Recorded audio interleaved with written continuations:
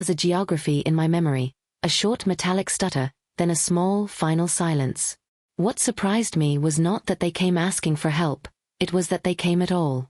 For years the care of our family had been an inside business, private and guarded by habits that made denial feel like a ritual.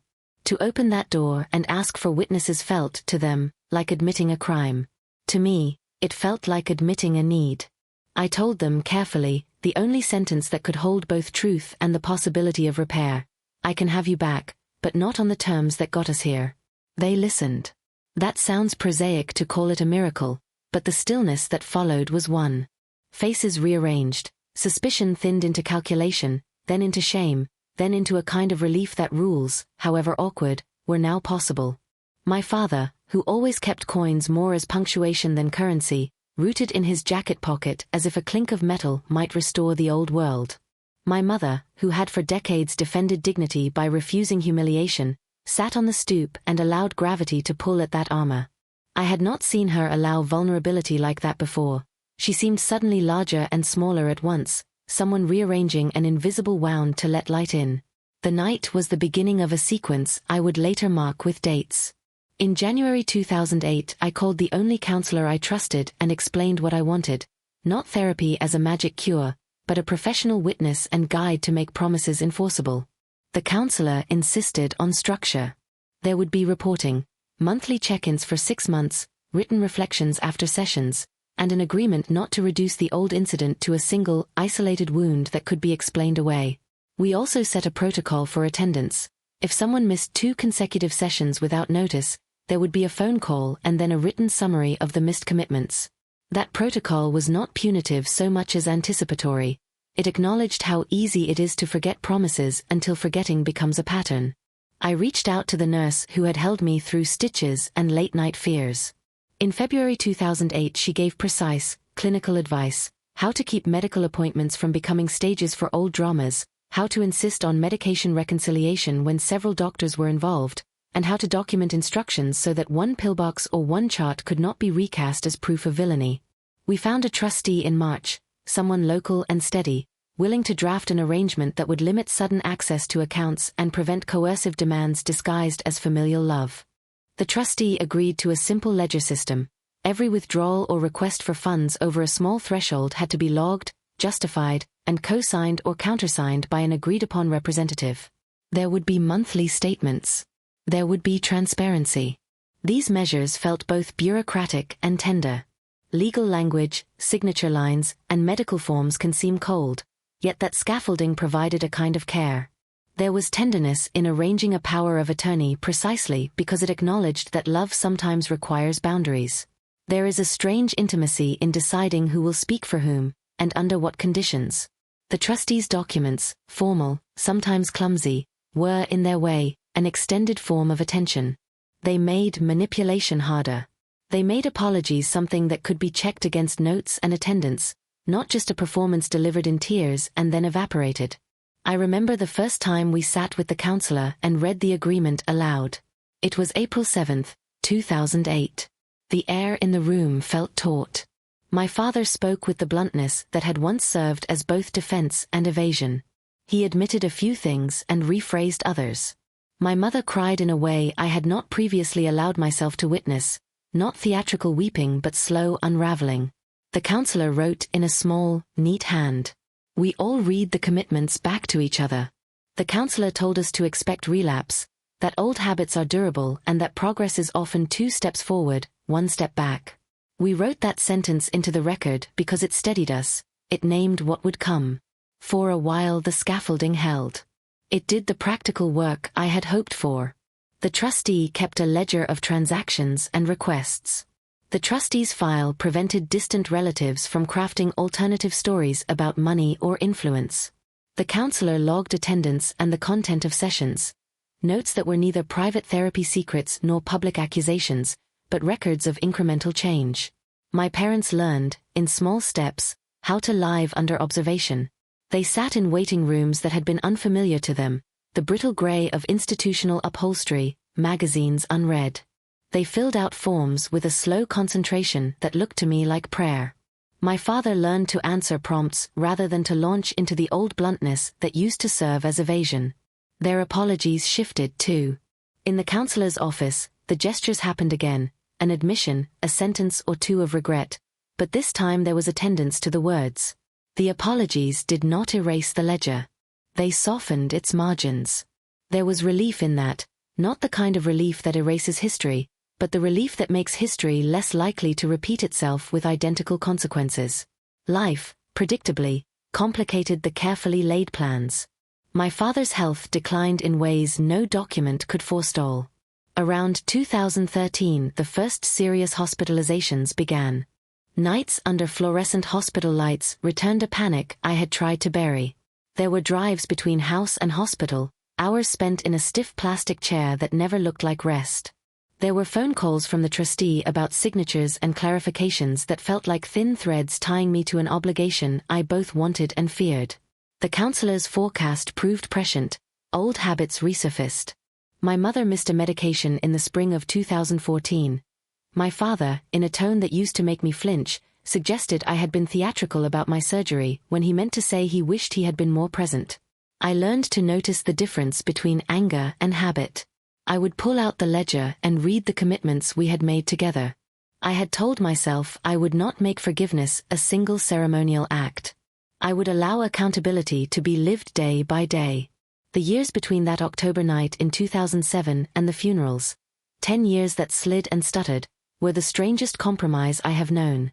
On some afternoons we were nearly ordinary, a dinner at a table where conversation could be light without feeling performative, clapping for my niece at her graduations as if the past had no weight there, because children's milestones need witnessing apart from adult histories. We celebrated her high school graduation in June 2012 and later a college commencement in May 2016. On other days, the old asymmetries resurfaced, an overlooked birthday, a small cruelty tossed like a pebble that reopened an old bruise. Yet the scaffolding prevented sudden collapses. It made the room between love and abuse measurable. Those years also taught me something about character. Habits are stubborn, denials are clever, and excuses have a quiet gravitational pull. My mother, as memory faded in small increments, first misremembered appointments in 2013, more significant lapses by 2015, kept ritual like an anchor. She arranged the same teacups in the same constellation every morning, a gesture that said, without words, this is how I keep myself. My father, when he could, moved with the same blunt resolve he always had, but that bluntness gradually learned to live with a pause. Watching those tiny adaptations was to witness a slow, bureaucratic choreography of change, messy, partial, but real. When they died, in March 2018, I did not feel triumphant. The ledger was not a victory trophy. It had been a tool that preserved some things and revealed others. The trustees' records meant distant relatives could not make false allegations about money or undue influence. Notes from the counselor offered a private archive of what had shifted and what had not. I read emails confirming appointments, printed calendars, receipts for medical devices and bandages. In those papers were small beauties and ordinary facts. People say the right things and yet fail in what matters most. People fail partly because of temperament, partly because of illness, and partly because social structures reward certain forms of behavior while silencing others. The documents had not made saints of my parents. They had simply limited the capacity of their worst instincts to become harm. That was enough. Cleaning out the house after the funerals was a different form of accounting. You encounter life as an archive, the dent in a favored chair where knees once settled, a stack of unpaid coupons with their own story of mislaid intent, a bookshelf with spine names that meant something only if you were allowed to enter the same mental geography. In a battered family Bible I found an envelope with my name and a letter in my father's steadier hand. It was an apology that had not reached me in time. Reading it produced that peculiar mixture of closure and futility, satisfaction at a final word and frustration that it had been so late. In a closet, a shoebox full of childhood drawings waited, the kind of thing parents keep with ritual reverence. Receipts for bandages sat beside my mother's grocery lists, alongside a photograph of my niece at an age when she still believed adults were invincible. These objects taught me that memory is not a single ledger but a stack of ledgers, some warm with regard, some marked by omission, some consisting of intentions that never found the time to become acts. My father's handwriting on that apologetic note, his final attempt at articulation, felt like a small historic artifact, a document of regret that arrived too late to undo pain but not too late to complicate my anger. I folded the letter and put it in the binder where we kept the legal documents. I kept the shoebox on a high shelf. After the funerals, the public narrative of our family acquired its own pressures. People who had been quietly judgmental now voiced admiration. How did you do it? They meant the work of caretaking and boundary setting, the practical enforcement of promises. Others kept silent, and that silence read like accusation. I learned to be indifferent to what other people's reactions said about me. They were commentary on them, not on my rightness. The only verdict I trusted was the one I gave myself, merciful and practical.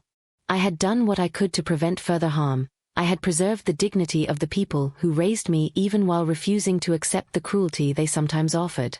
In the years since, this private labor flowed into public life in small ways. I began teaching, informally at neighborhood groups and later at community centers, people who were about to be asked to forgive or to care. They came wanting a single moral answer. What should one do? The one I offer them is procedural. The ethical life is made of ordinary practices. Keep good notes. Write binding agreements. Keep clear calendars. Know whom to call when personal love becomes compromised. Those are the things I teach first because panic makes moral thinking brittle. People listening want language that turns abstract responsibility into actions they can perform when grief or fear makes reflection difficult. I speak plainly about how to put a representative on a bank account in 5 steps, how to label a pillbox for a week, and how to insist on medication reconciliation when multiple doctors prescribe overlapping drugs. I show them how to set up a caregiving calendar shared by at least 3 people so the burden does not rest on a single martyr. I explain the role of a trustee or fiduciary when there is tension about money. These measures are banal until they are the only barrier between care and exploitation. Gratitude came in a way that was not performative. It was a steady look, recognition from people who wanted to avoid the dissolution we endured. Translating legal and clinical language into domestic tools, a binder of documents, a labeled pillbox, a shared online calendar that sends reminders to 3 people rather than 1, felt satisfying. Those small acts redistribute the burden of care. They make waiting rooms less isolating because someone else can take the call and bring the car. They are not grand gestures, they are practical forms of love. I received messages over the years from relatives and neighbors influenced by what we had done. Last winter, January 2024, a cousin wrote to say that our conversations had pushed her to pursue a conservatorship for her aging father. She credited our example with giving her the vocabulary to act. A distant aunt who had been hostile at the funeral sent me a handwritten letter in early 2022. Less an apology than an admission that her life had been easier when she kept others at arm's length. Those responses felt like the odd currency of public cautionary tales. Our messy, visible attempt at responsibility had become, for some, a manual for avoiding catastrophe. But the deeper reconnections were quieter. My niece and I developed a language about small things. Appointments, who would take which calls, what to do if a weekend became an emergency. She once asked me, plainly, whether I felt bitter. I told her that bitterness is honest but not exclusive. It sits beside tenderness and must be managed like any other feeling. When she asked if I missed them, my answer had to hold both fact and feeling. I miss the sound of their routines in the house, the measured shuffling, the kettle's whistle, the familiar ways their days fit into mine. Routines are compasses, even when they are broken. I miss the possibility that a person who changed too slowly might have changed sooner. I do not miss cruelty. The difference between loving someone and wishing they had been better is one of desire and measurement. Sometimes I think about what might have been if they had learned earlier. Those counterfactuals are weather forecasts, interesting, perhaps instructive, but not things on which to build a life. I try to turn speculative energy into practical preparations. I keep a contractor's number for an extractor fan in the kitchen. I have a list of 3 local physicians who will take patients with urgency. I maintain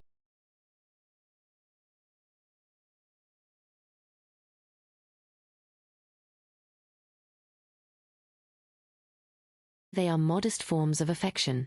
They are promises to future selves, made in the calm of present planning. panic still arrives. A late-night siren can throw me back into the old chest-clutching fear with immediacy. But the panics are different now. They are governed. I have learned breathing practices and whom to call. I have lists that can be executed by others. The reflex to be alone in crisis, to internalize catastrophe as my only burden, has been trained out of me by slow and sometimes cruel lessons. The most redemptive skill I have acquired is the ability to convert private terror into collective action, to phone a nurse, to text a trustee, to bring a neighbor a casserole. Those acts, small and mundane, are the architecture of a life buffered against collapse. In November 2025, a new neighbor moved into the building, an older man who leaves his mail unattended in a way that recalls my mother's later years. I began leaving small reminders, a note about his smoke detector batteries, a sticky on the refrigerator about a doctor's appointment, a casserole over the door in winter. These are not heroic acts. They are the local maintenance of a community. Care given without rhetoric because neglect costs so dearly. They also honor what my parents had done well before the fractures widened. I have no desire to be a saint. I simply want to be someone who remembers the cost of neglect and calls in professionals when necessary. If our family story ever becomes a parable, I hope it is not reduced to a moral about blame. The purer and more useful lesson is procedural. Love without structure is brittle. Apologies are necessary, but they do not suffice on their own. Legal and medical scaffolding, forms, binding agreements, calendars, pill organizers, do not make love less tender, they make it less helpless. Compassion needs a spine. Mercy benefits from a ledger. That, in plain speech, is the awkward grammar of modern caregiving, moral sentiments translated into everyday artifacts, into lists, contracts, shared logins, a named person who can access a pharmacy and a bank.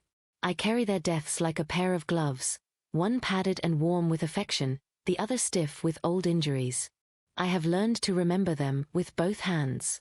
Sometimes I go to the cemetery. There is no sudden absolution there, no cosmic closing of the book.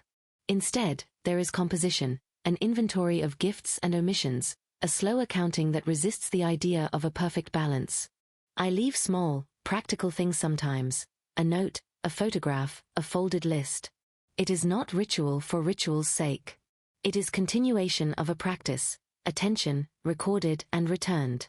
The practical architecture we set in motion, the trustee, the counselor's notes, the binding agreements, the habit of calendars and pill boxes, did not render my parents heroic.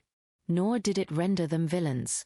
It allowed them to be more human, to have human failings without those failings becoming full-blown disasters. That, perhaps, is the real gift, the insight that children of flawed people, if they survive the flaws, can build frameworks that are humane and durable. The point is not to punish the past, but to make the past less predictive of future harm. When I teach neighbors and strangers these practices, I do not offer them ideological absolutes. I give them a map I wish I had been given earlier. Put someone on the bank account who is not the only person in the family with access. Create a written plan for medications, who administers which pill and when. Make an appointment book shared among at least 3 people so the burden is distributed. Keep a small binder of documents where signatures and powers of attorney are visible and scanned. Insist on medication reconciliation when multiple doctors are involved. Hire a trustee or find a fiduciary to hold funds if there is any tension about money. These are the banal things that often feel small until they are the only barrier between care and exploitation. They are not fail-safe, but they shift probabilities. I teach these steps in plain language. You tell someone how to put a representative on a bank account in 5 steps. You show them how to label a pillbox for a week. You explain how to have the conversation with a reluctant parent about why a conservatorship might be necessary. None of this is glamorous. It is mundane and durable. It is also, for many people, the difference between a family staying intact and a family fracturing into litigation and grief. People often ask whether I regret the decision to put structures in place.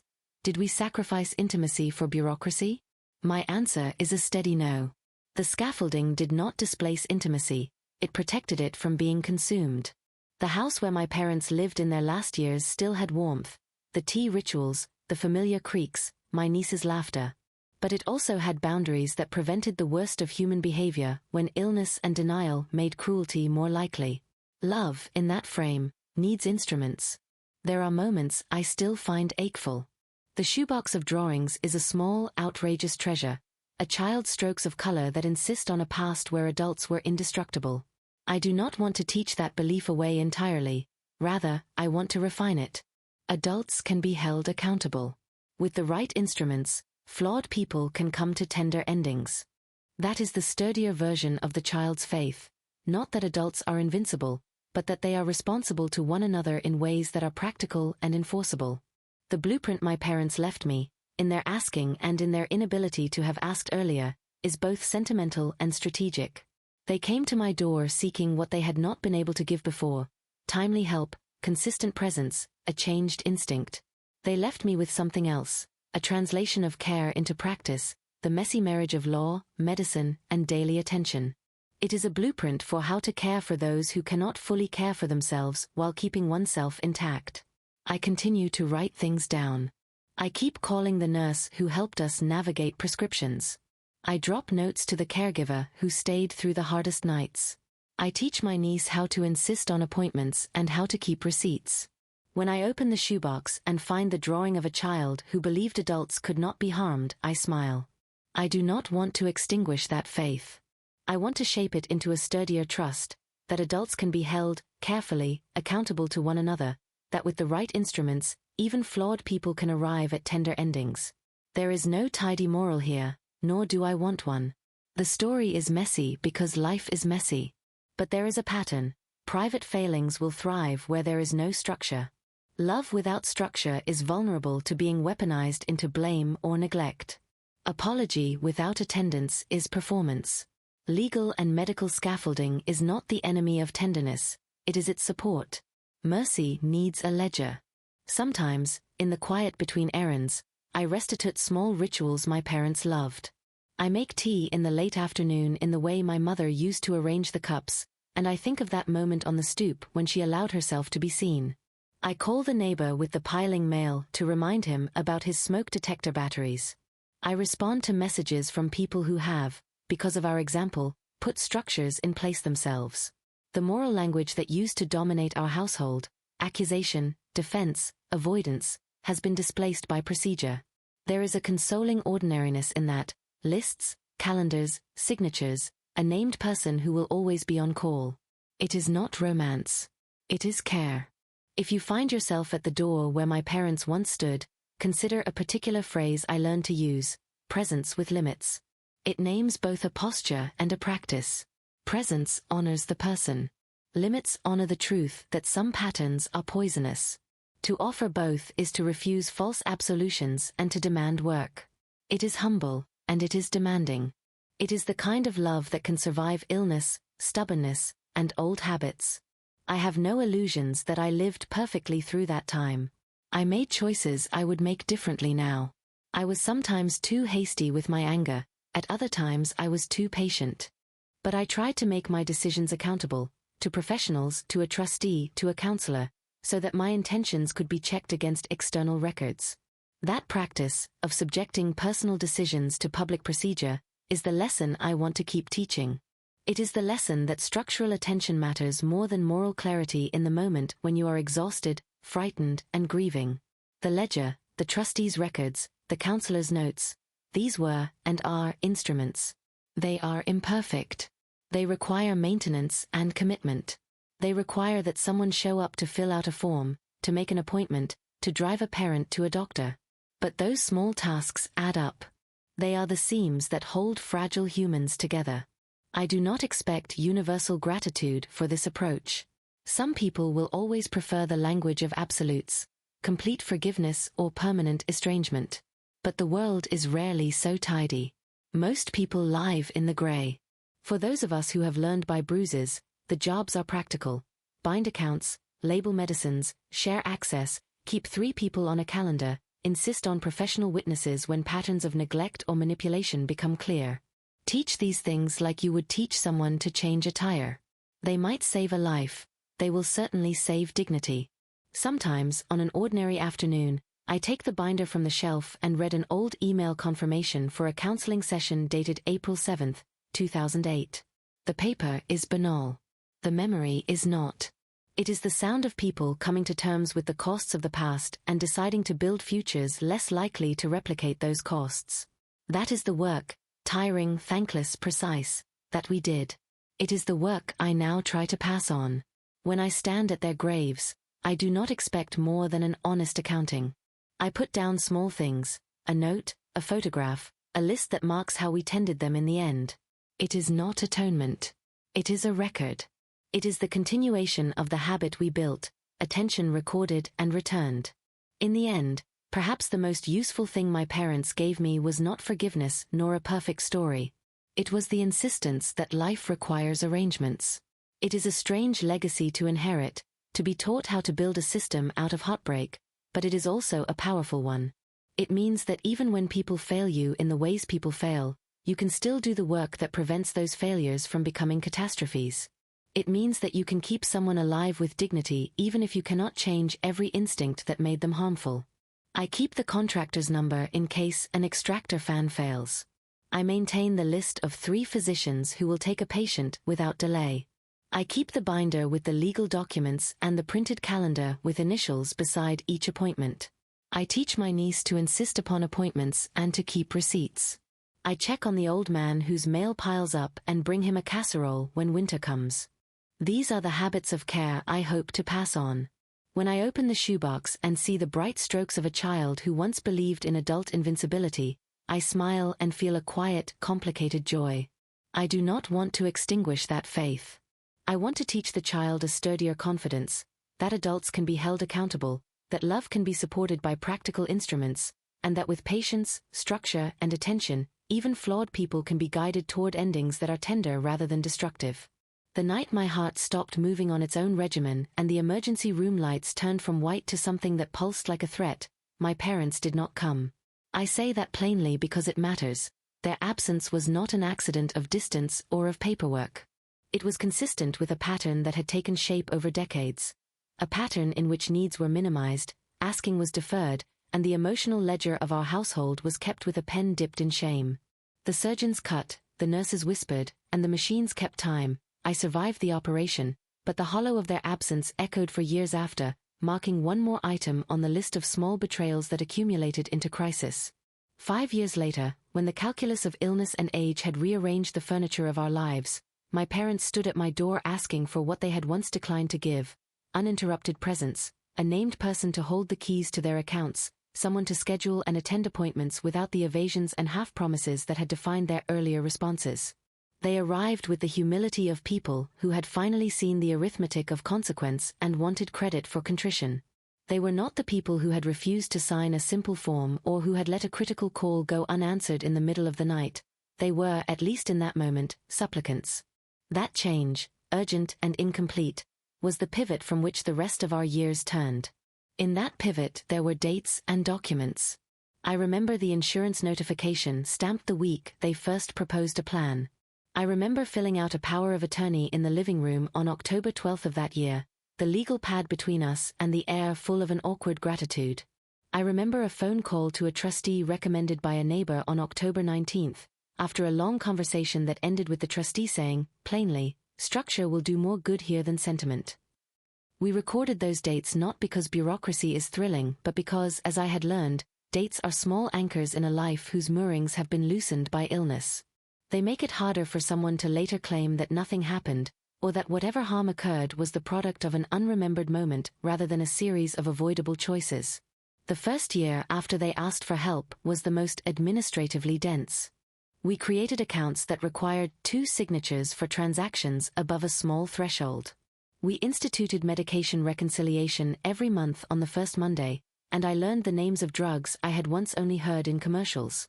My nephew, my niece's older brother, helped me label a pillbox for rotations, and we taped the schedule to the fridge: blue pill in the morning, white at noon, the small yellow pill with food in the evening. The nurse we hired, a woman named Marisol who had worked in geriatric care for 22 years, became the person who could name possibilities and carry attention across days when our own resolve slackened. She kept notes. I kept copies of her notes. The binder, now a thing of ritual, grew thicker with each signed entry. Year 2 was about containment. Old grudges have a way of appearing as emergencies once bodies start to fail. An inability to forgive transforms into missed appointments and misdirected anger, which in turn becomes another risk to health.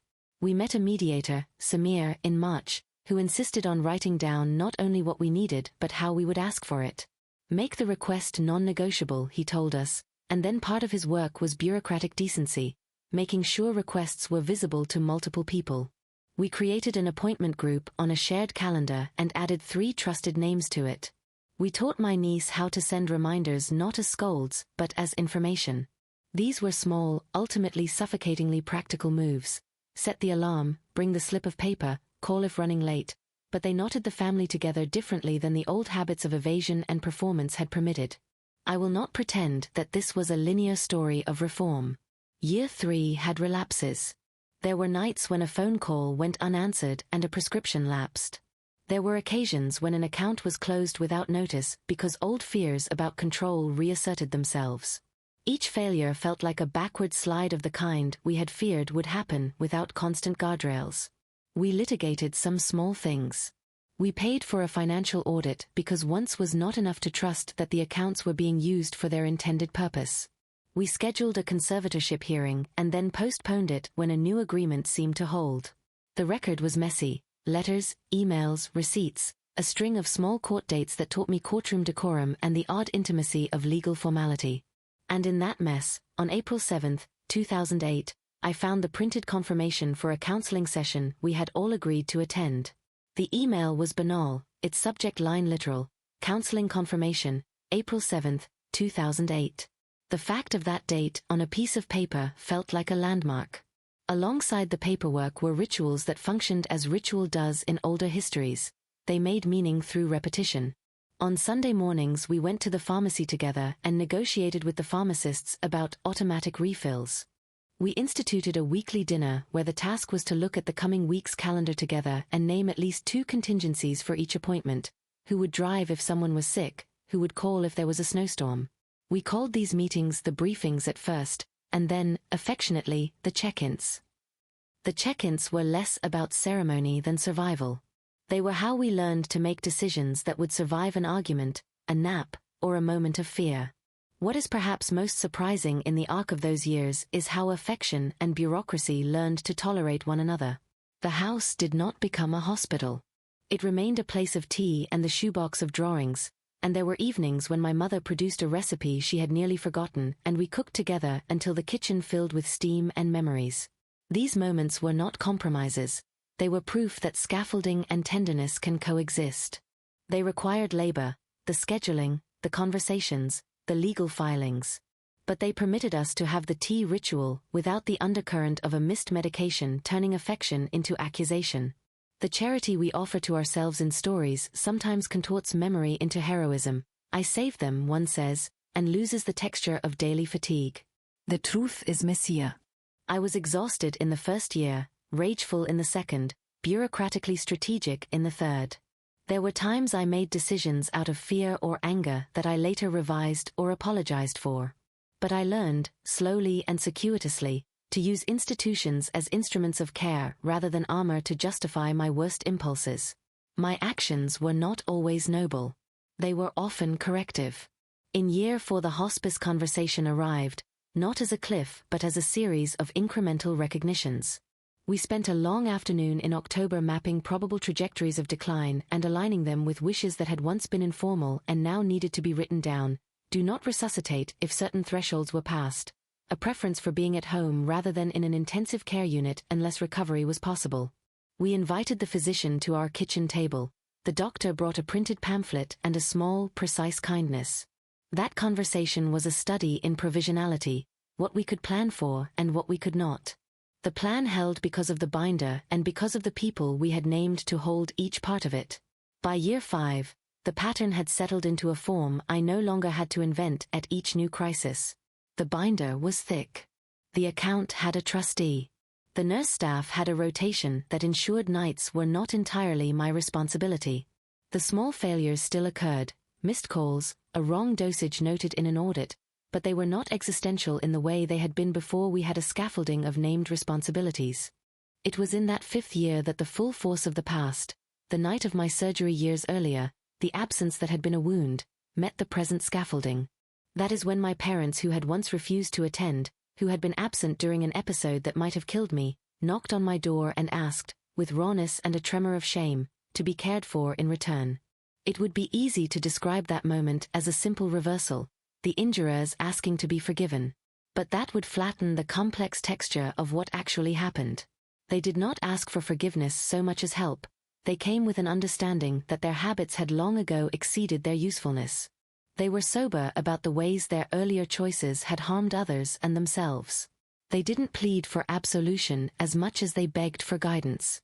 To come asking is not always to have changed the habit that led to harm.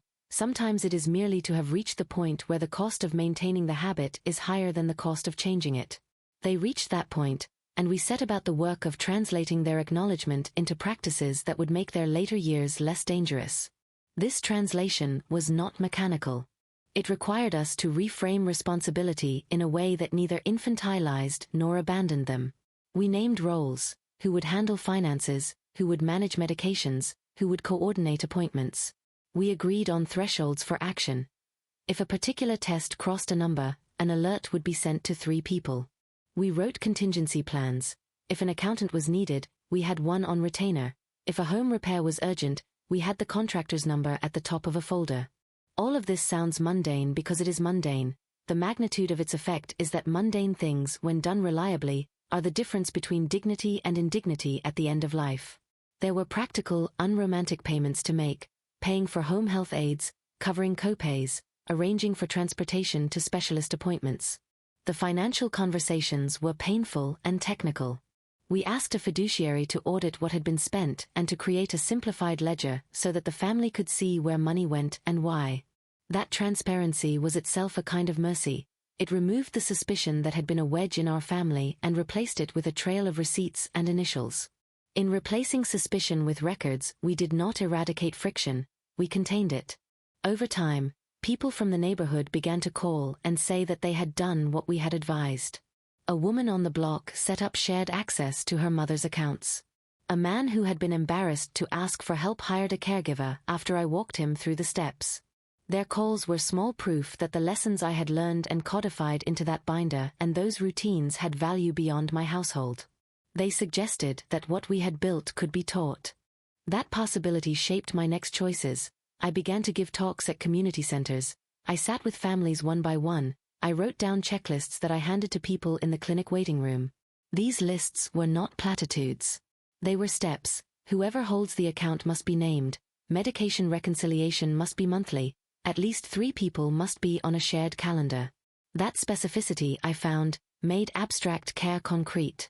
In teaching, I constantly returned to the memory of the emergency surgery night because it was a pivot that revealed the costs of a culture that treats asking as failure. Many families, I learned, had a similar code: do not inconvenience, do not impose, do not err toward the visible pain of asking. That code produces an economy of silence that can be deadly. The antidote is not harshness, it is the slow imposition of practiced habits, ledgers, calendars, named trustees, that make the asking less costly and the help more reliable. There were quieter, tender practices that accompanied the legalities: the way my mother liked the tea steeped, the precise angle of my father's chair by the window. I honored those in ways that mattered: the right cup on the right afternoon, a chair placed to catch warm light. The big interventions do not cancel the small. As the years progressed, I kept adding to the binder. I scanned documents and stored them in 2 cloud accounts with different passwords and 2 hard copies in different places. I kept the contractor's number on a post-it in the front. I maintained the list of 3 physicians who would accept a new patient with no delay. I taught my niece to insist upon receipts and to ask for explanations when a charge did not make sense. The shoebox of drawings remained on the shelf. Every so often I would take one out and trace the bright lines of a child who believed in invincibility and imagine how to teach that child about responsibility without quelling their capacity to trust.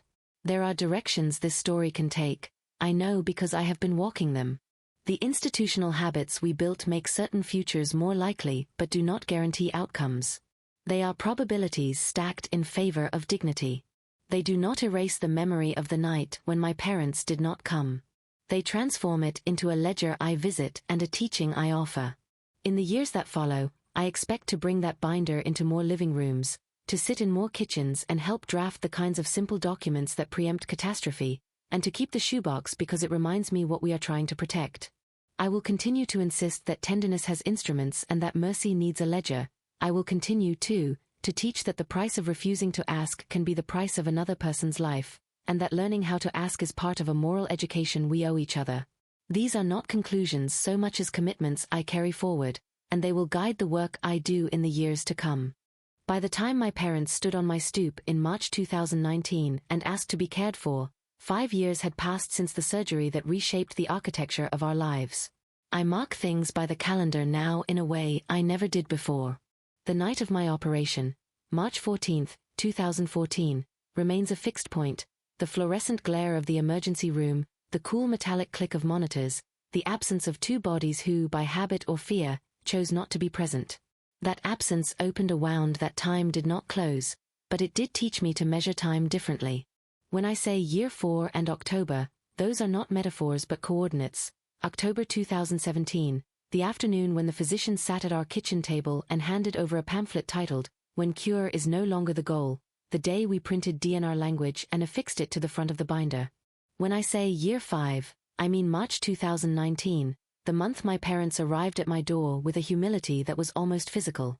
What followed was work, and work is chronological. There are meetings that can be dated and receipts that can be cross-referenced. In June 2019, we initiated a formal guardianship process.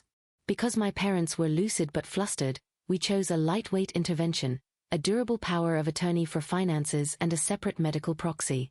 That paperwork was signed on June 18, 2019, notarized at the bank where my mother had maintained an account since 1978. We named a trustee, an independent fiduciary the family retained after an interview on July 2, 2019, and that person began the audit I had long wanted. The audit covered 5 years of expenditures and produced, on August 23, a spreadsheet that reconciled recurring costs, mortgage, utilities, caregiver invoices, and a list of subscriptions no one remembered authorizing. The spreadsheet also produced the tangible mercy of transparency.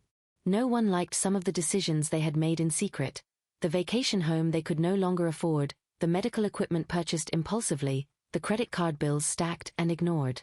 That summer we closed one account, consolidated another, and transferred 2 insurance policies into a managed set of payments with instructions in the binder.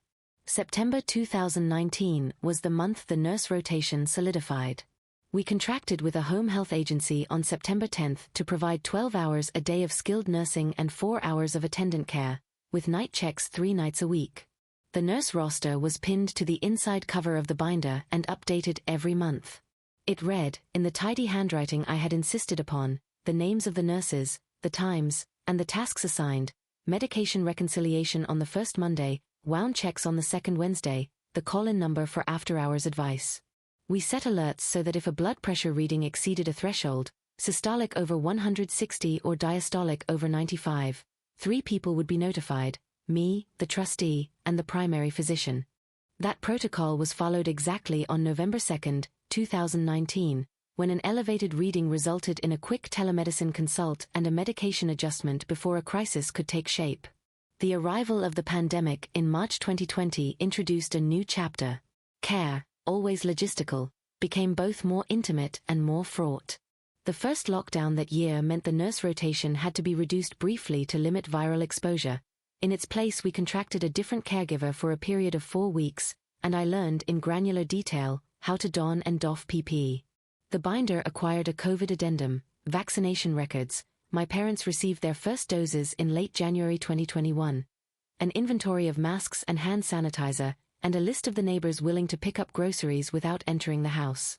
The check-ins migrated, for a season, to a 3 times a week video call. At the end of that first pandemic summer, we amended our contingency plans to account for workforce shortages. We added the name of a local agency with weekend availability and the number of our regional emergency services. The pandemic did not create new needs as much as it exposed how brittle previous arrangements had been. It made the practicing of contingency planning less theoretical. In the winters and springs that followed, small crises punctuated the steady rhythm. There was a fall on February 16, 2021. My mother tripped on an uneven slate on the back path and fractured a wrist. The fracture necessitated a 2-week hospitalization and physical therapy thereafter. The notes from the orthopedic clinic, scanned into the cloud on March 5, 2021, described both the break and a more unsettling finding: early-stage vascular disease. That diagnosis changed some assumptions about mobility and future risk. It moved conversations from the hypothetical, what if, to the procedural, who will sit with her in the hospital when visitation policies are uncertain. We arranged designated visitors through the hospital portal and trained an additional caregiver to manage transfers. The binder grew denser. At the same time, the emotional economy of our relationship adjusted in small increments. My father's first months at home after he began to accept the shift in power were punctuated by embarrassment. He would apologize for forgetting the time of his medication and then apologize again for apologizing. He learned to trust the routines, the check-ins and the Friday ledger review, because they were consistent and because they were not castigating. There were relapses: a week in October 2021 when he refused a caregiver because he felt surveilled, or a night in January 2022 when my mother insisted on making tea at midnight and burned the kettle. Each relapse required a reapplication of the tools we had built. Calm conversation, an adjustment to the schedule, a physical change in the home to reduce hazards. I learned to separate intention from consequence. There was guilt and contrition in my parents' tone, but their failures were not always moral failings. Often they were the product of habit and dementia's sly intrusions. By 2022, the binder had evolved into an archive that told its own story. There were sections labeled medical, chronologically ordered by appointment with scanned notes and imaging; legal, power of attorney, trust documents, the DNR we had formalized in October 2017, financial, the fiduciary audit and monthly ledgers; practical, contractor numbers, locks and alarms, schedule of vaccine and influenza shots; and memory, the shoebox of drawings and photographs, transcribed oral histories. I added a new section that year, advocacy, where I kept the checklists I had given to neighbors and the itineraries of talks I had begun to give in community centers since 2019. The pandemic had shifted much of that work online. On March 15, 2020 I gave my first community webinar, and in 2022 I returned to in-person sessions with a slideshow titled Checklists That Save Lives, which began with the story of the night I spent in the recovery room and my parents' absence. That public work mattered in ways I had underappreciated. A local parish contacted me on June 7, 2022 after a woman in their congregation saw the binder's checklist and used it to insist on a family meeting. On September 12, 2022, a neighbor called to say that because of our template she had been able to stop a dangerous medication interaction for her father. Those calls were not consolation for the past. They were evidence that the tools we had carved out of a wound could become communal infrastructure. The work of translating private failure into public repair felt ethically necessary. I began to write more formally about it, essays in local journals, op-eds that ran in the regional paper in November 2022, and an invitation to speak at a statewide eldercare conference in March 2023. Each time I lectured I returned, inevitably, to specifics: how to mark a DNR, how to insist on a medication reconciliation once a month, the exact language to use when naming a trustee. There were legal hiccups. A creditor surfaced in April 2023 with a claim tied to an old loan. Settling it required mediation and an amendment to the estate plan. We completed that amendment on June 2, 2023, and in doing so I learned about the slow, precise work of reconciling obligations with dignity.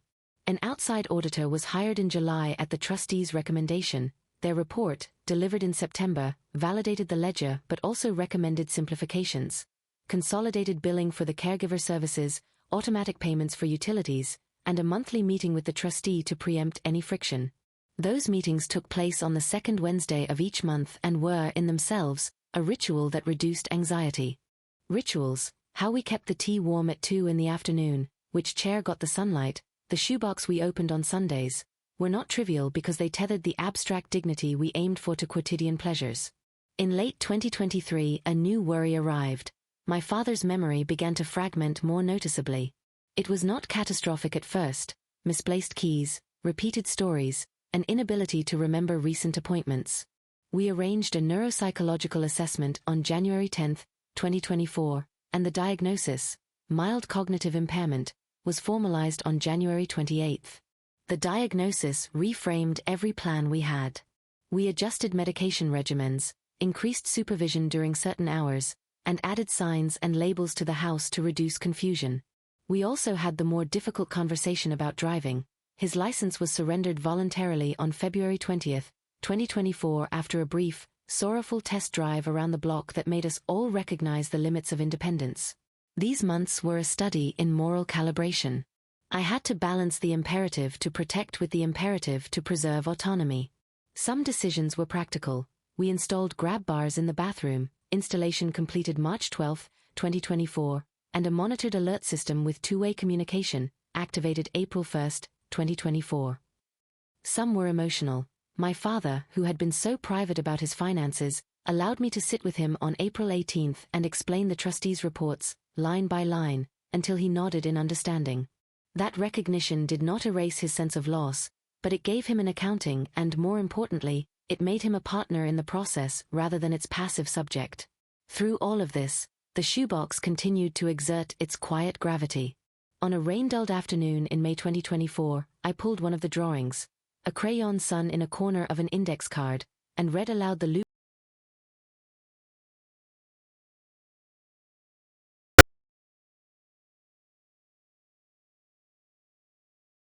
Someone who recognizes a script from their past. Those moments, variegated, infinitesimal, were the reason for the ledger and the trustee and the nurse rotation. They were the grammar that allowed small pleasures to persist.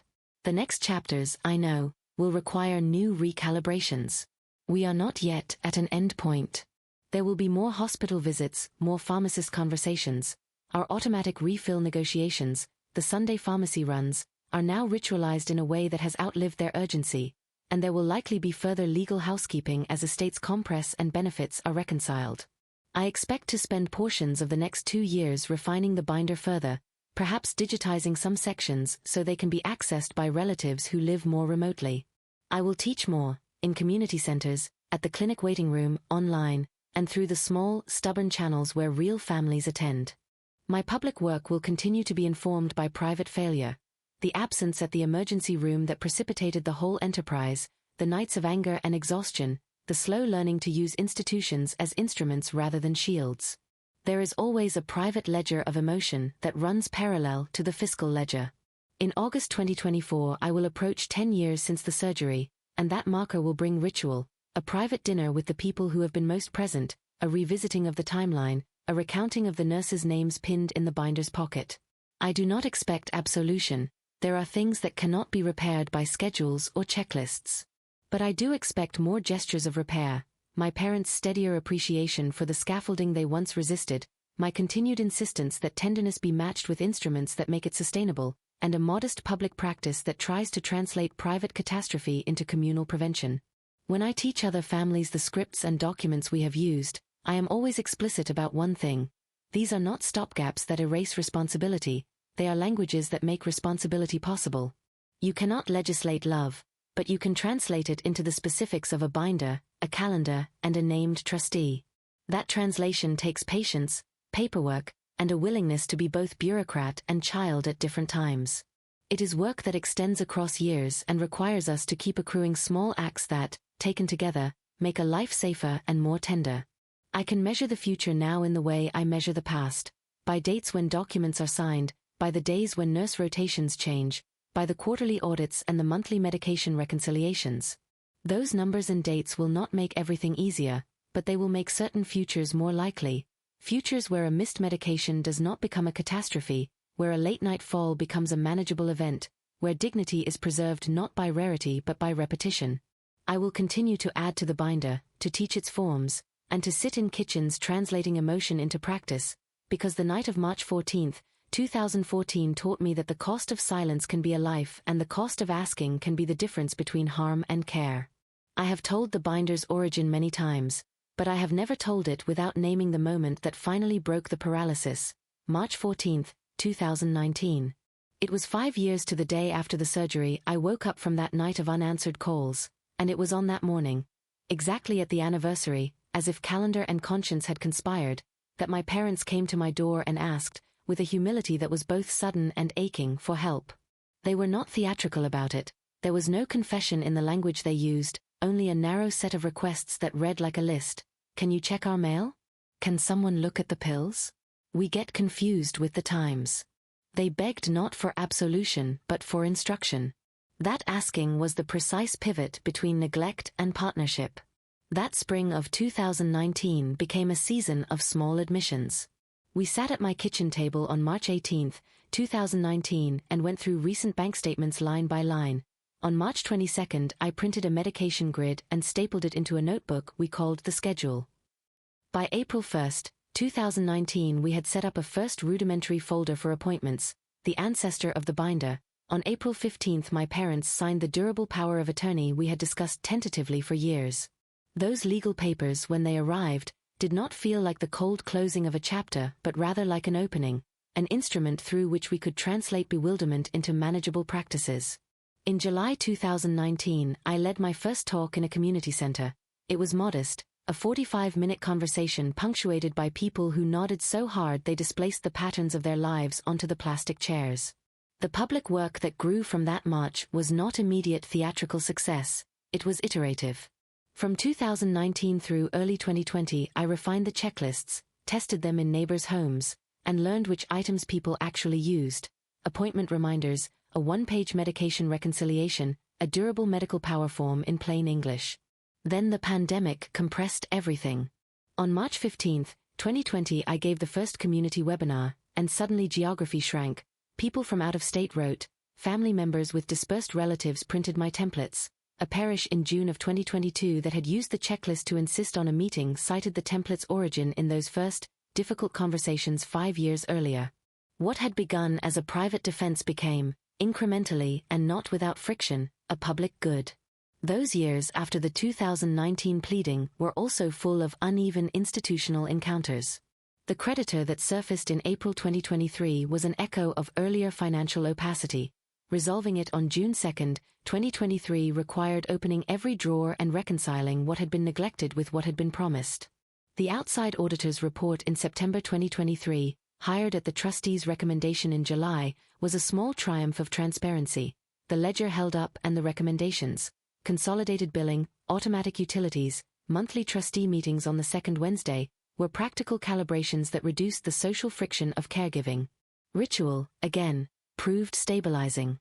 When the neuropsychological testing arrived in January 2024 and the diagnosis of mild cognitive impairment came on January 28, it was less an endpoint than an intensification of practices we had begun in 2019. Surrendering the car on February 20, 2024 was both a grief and a relief. The installation of grab bars on March 12, 2024 and the two-way alert system activated on April 1, 2024 were anticipatory acts rather than capitulations. My father's consent, when he sat with me on April 18, 2024 and let me explain the trustees' reports line by line, was testament to the slow work of making governance legible as care. The binder, by then an archive with sections named medical, legal, financial, practical, memory, and advocacy, became a living object. On May 10, 2024 I found a crayon son in the shoebox and read the child's promise aloud. Those small ceremonies sustained us. In August 2024 I planned a 10-year dinner to mark the surgery's anniversary, not as a liturgy of closure but as a check-in, a review of nurse rotations, a reading of the ledger's key entries, a naming of the people who had been consistent in the liminal spaces between professional duty and familial love. The next years will be characterized by adjustments that are administrative as much as they are moral. In late 2024 I scheduled a second op-ed to revisit eldercare checklists in the light of the pandemic's lessons. That piece, slated for November 2024, will press for simple reforms in patient discharge protocols that I have learned in practice prevent the kind of oblivion I once encountered on a recovery room gurney.